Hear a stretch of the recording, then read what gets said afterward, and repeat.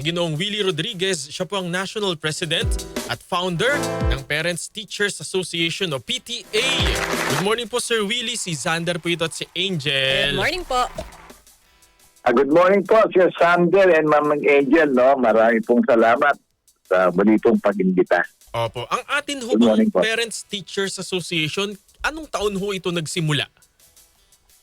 Okay. No? Sa ang 19, we started siguro yung history ng PTA natin. We started in 1974 through Presidential Decree 603. No? Kasama po yan sa child rights, sa stakeholders, child education. Opo. So, ang National PTA po, start po ito ng 2013 where I was first elected as Federation President in Pasay City. So, and then 2014, na-invite na po kami sa Congress. And then, ang punto ko po dito, nakita ko po kasi, being a volunteer dance sports teacher sa mga school in 2003, 2003, 10 years bago ako naging PTA, instead of helping the children, nakita ko yung importansya ng PTA. No? Mas maganda pong turuan ng mga ating mga PTA on their duties and responsibilities para sa ating mga bata. At nakita ko rin po yung mga problema sa loob ng school.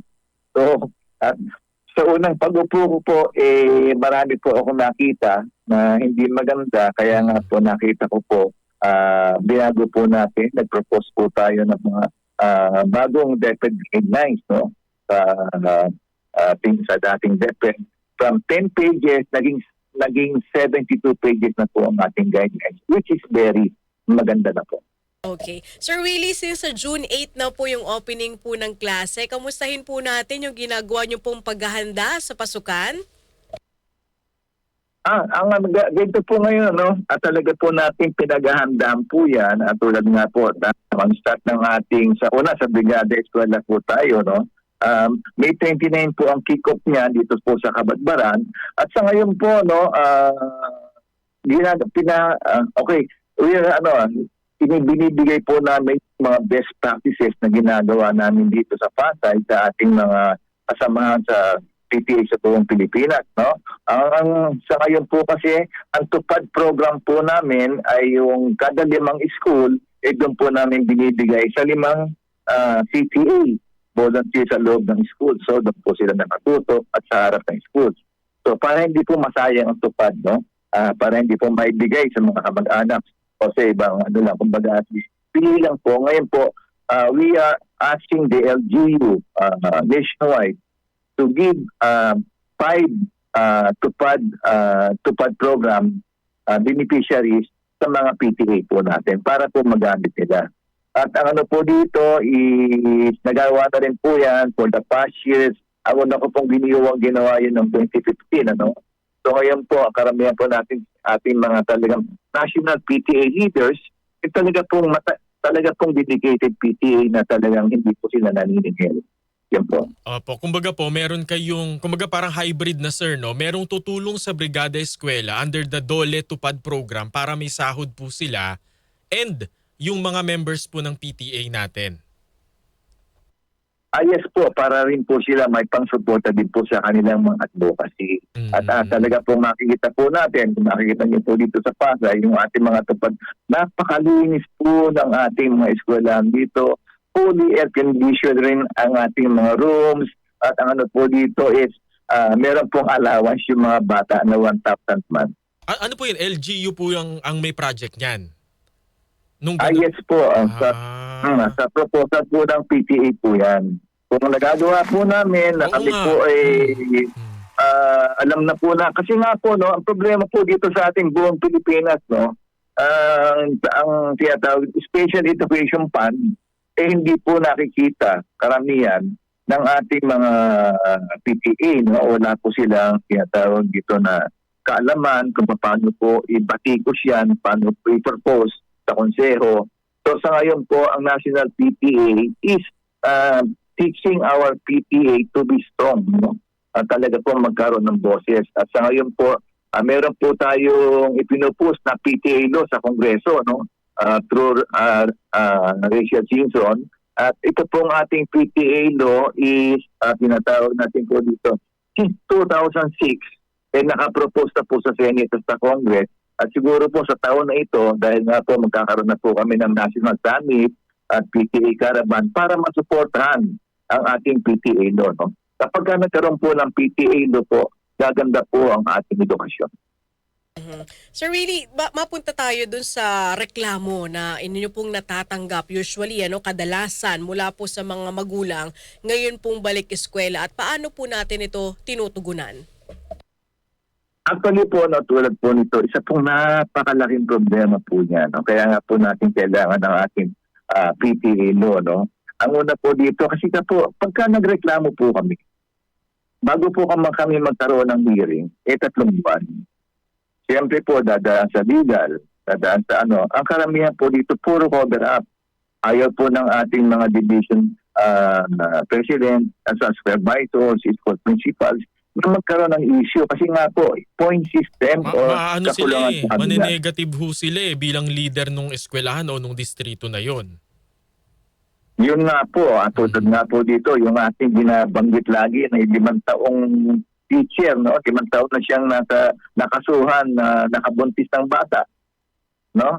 At after last year, gumawa na naman po ng sexual abuse, harassment. Inayos lang, dapat po tanggal po yan. Sa ngayon po, itong ating teacher na to, natuturo pa rin po. 6 years na po siya and then nilipat lang po sa isang school. Baka dapat criminal charges po. Criminal charges din po galing dun sa pamilya ng mga biktima.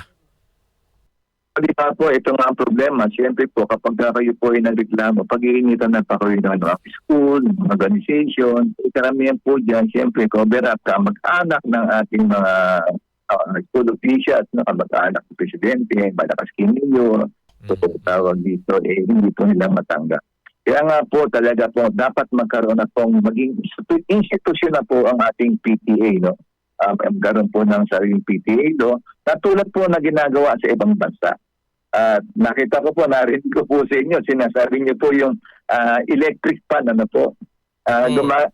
po, yan din po problema natin nationwide, no? Sa amin sa Pasay, hindi na namin problema yan kasi fully air condition na po yung aming mga public school, no?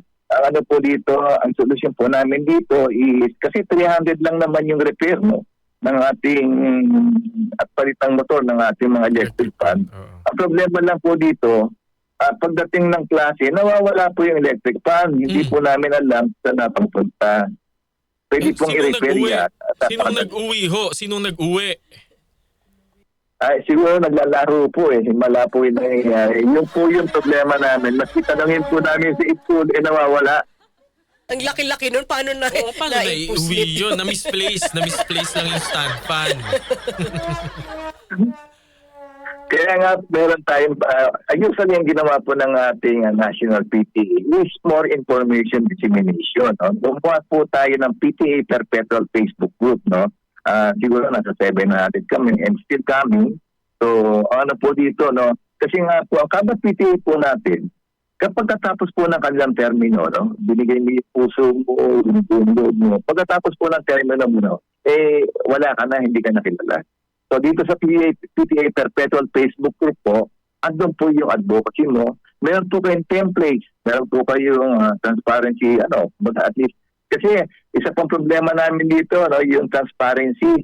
No, pagka nagtanong po ang ating PTA at marunong na, no, marunong na sa finances, sa mga MOE, hindi na po mananalo yan.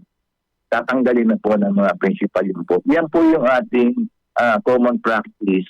Kaya nga po, nagtayo po tayo ng National PTA. Sa ngayon po, ang ginagawa po namin, yung ating mga ex-officio, no, at saka incumbent PTA president, ginagawa po natin sinasama po natin sila sa National PTA to be part as CSO PTA, no? Civil Society Organization PTA, na hindi under ng school. Na hindi sila ng DepEd. We are a civil society organization in partnership, in collaboration with DepEd. Hindi po kami under. Kasi nga po, ang PTA po kasi is a DepEd PTA which is under the management ng ating DepEd. No? Kami po sa CSO PTA is kami po yung hindi na namin kailangan dumaan sa eleksyon kasi nga po kami po yung mga nag-advise, kami po yung talagang gumagawa ng batas, no? Ang aming pong ano dito is policy, tapos po to protektahan po natin ng ating mga DepEd PTA. Opo. Naniningil ho ba ng fees po ang PTA, ng pera? Ang sa membership po ay wala, ang sa DepEd PTA. At sa ngayon po sa natin na PTA wala pa rin. Kasi nga po talaga this is a pure advocacy. Ang ano po dito, ang nagiging problema po natin dito is yung tawag dito, yung compulsory PTA collection. Ang sinasabi po kasi dito sa ating batas is dapat voluntary. Paano po magiging voluntary kung ang hindi po makakabayad, bibigyan ng project. Bibigyan ng kulang kayo ng ganito, o kailangan mong gumawa ng ganito kapag kayo po hindi nagbayad. Ang isa po napakalaking sindikato po dito sa ating DepEd, kung kayo po sabing 47 million estudyante po, So sa 47 million estudyante, ayun po, kung lahat po yan ay mag-field trip, ang commission po dyan, ng mga official, division office, superintendent, Sa school. organization, faculty, kung bigyan po natin yan 100 piso, kada bata, pwede 50 pesos, 7 million. Ilan po yan? Yun po yung fundraising na masakit. Ang sasabihin po nila rito, pagka hindi kayo sumama sa fundraising, incomplete kayo. Kailangan niyang gumawa ng project. So ngayon po, nagiging compulsory. Yan po ang field trip namin po.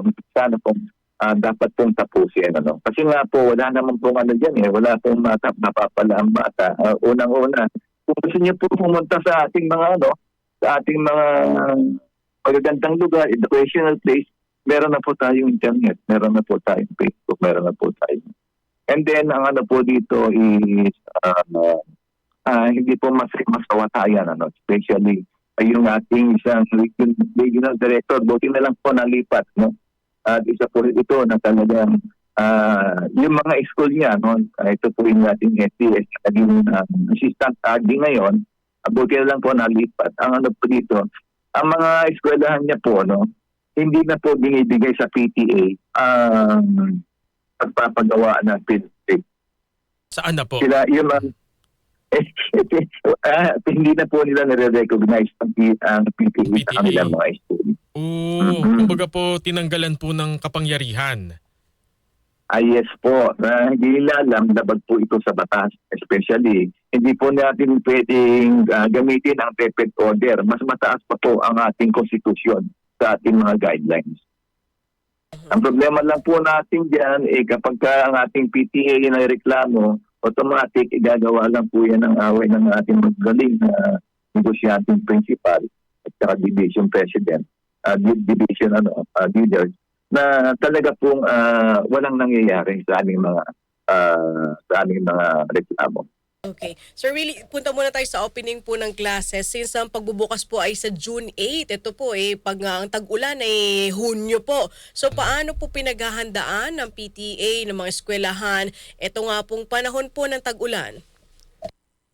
Actually, for so many years, especially wala rin pa rin pong pagbabago, kasi nga po, lagi pong andyan ang ating PTA, handa po yan.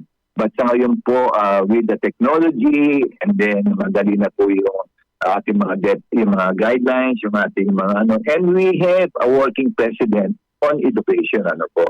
Sa ngayon po, makikita po natin sa ating BBM, talaga po nakatutok sa edukasyon, at itong ating Secretary ng Lara, hopefully, mapansin niya yung hirap ng PTA, natigyan niya ng tamang siguro magkaroon kami ng pagdinig at nakita na yung mga dapat nating gawin sa pagbabago sa PTA. Kasi nga po, ang po dito sa ngayon, kasama po ang magulang dapat. At nakita po natin nung ating tinatawag dito, during pandemic time, kailangan po nila ang tulong ng magulang. Opo. Siguro pang huli na lamang po, kasi yung iba ho nagsasabi, bakit daw tayo nagbibrigada eskwela na nagdo-donate, teacher, donor, nag-aambag-ambagan, dapat po pondo ng pamahalaan yung gagamitin kung may mga sira man po sa mga paaralan. Meron ho ba kayong komento from PTA? Maganda ba yung Brigada Eskwela o dapat pong tigilan na? Actually po, no, ang ating Brigada Eskwela, meron nga marami po kaming proposal dyan, ano, sana po ang nakalagay na po yan. Sa ngayon po, no, ang Brigada Eskwela, hindi lang po dapat yan po tungkol sa paglilinis, pag-repair, pag-aayos, paghahalaman. Dapat po dyan ang Brigada Eskwela, tawag dito, meron pong kasamang seminar workshop, ng mga volunteer organization, tapos po, yung treatment, tawag dito, iba, no? Pagsasama ng ibang local government na isama po sa Brigada Eskwela. At ipahighigitan po yung no pollution policy during, no? And sa ngayon po dito, we are pushing, no, na magkaroon ng resibo ating mga PTA kada eskwelahan na para po, for example, no, makahingi po sila direkta sa mga kumpanya. Hindi na po sila manghihingi sa mga magulang. Tulad po ng ginagawa ng karamihan dito sa Ehanin School sa Pasay, ang ating mga principal po dito, hindi na po sila nanghihingi sa mga magulang. Diretso na, meron silang mga donors na mga eskwela, na mga kampanya. So, magagamit po ng mga PTA natin, dapat po natin magturuan kung paano po ang paggamit ng Adapt School Program, Corporate Social Responsibility, para po yung ating mga donors, kapag ka nag-donate sila ng pagpalagay natin 500,000, 100,000, magkakaroon po ng BIR tax exemption. Ibabalik po sa donors is 150%. So 100,000 ang kanilang ginamit sa eskwelahan, ay ibabalik po sa kanila ng BIR is 150,000. Yun po yung advance na dapat po na malaman ng ating mga PTA. So ngayon, ang problema po natin, yung pangungulekta, walang resibo, walang transparency, na tinatago ng mga ating mga school officials. No? Ito pa, isa pang malinaw. Hindi naman po pwede nagpapanang racing ang PTA kung hindi po sasabihin ang ating mga desk officials. Ang ano po dito, kapag ka meron na itong bangko, no? Kasi nga po ang kadalasan nangyayari dito, ang bank account ay nakapangalan sa PTA. So ngayon, sa pagkakaroon ng SEC registration ng ating mga PTA, pwede na po silang magkaroon ng bank account, BIR receipt, tax exemption, at saka makikita po dito yung withdrawal. At ang bank book po ng mga PTA ay nakapangalan sa school. Ngayon po, pagkatapos po kanilang termino, papalitan lang po yung signatory. Oo, kasi palitan ng mga leader yun lang po ang gagamitin, ang papalit ng signatory. Pero kaya andun pa rin po yung pera. Kadalasan po kasi the experience. No? In my first term, yan ang isang eskwela, nawala yung 230,000. Yung isa, 80,000. Ngayon, lately, no, almost 200,000 nawala. So ngayon, yung PTA na to, siyempre, alaga ng principal, alaga ng division, nakaupo pa rin po. Maski po sabihin namin sa City Hall, ma'am, ito po, siyempre po, leader po ng mga, hindi po nila matalaw. So yun po dito, at hindi naman po namin mademanda, kasi nga po, ang DepEd din po is walang police power. Kaya kailangan po natin itong PTA daw na ito para mahigitan. For example po, pagka ito hindi nag-remit, no? Dapat po ito criminal charges, istapa. No? Ang ano din po dito, kasi nga po ayaw din ibigay ng DepEd yung mga tawag dito, yung mga resibo, yung mga complaints. Kasi nga, kami ang national PTA, kami na lang ang magdidemanda. Kasi nga po, hindi ko ididemanda mismo ng mga kamari ng PTA kasi they are part of it. So yun po ang kadalasan nangyayari sa ating PTA. So we are now pushing for the PTA law. Okay. With that, Sir Willie, maraming salamat po sa inyong oras at panahon dito po sa aming programa. Mabuhay po kayo at ang PTA. Maraming salamat po, Sir Sander and Angel, Ma'am Angel. We would like to invite our national PTA. Magkakaroon po tayo ng National PTA Summit this September. And then dire-diretso po ang PTA Caravan sa 18 regions for 2 years po. Maraming salamat po. Maraming salamat po Ganun Sir ba? Willie Rodriguez. Siya po ang National President at Founder po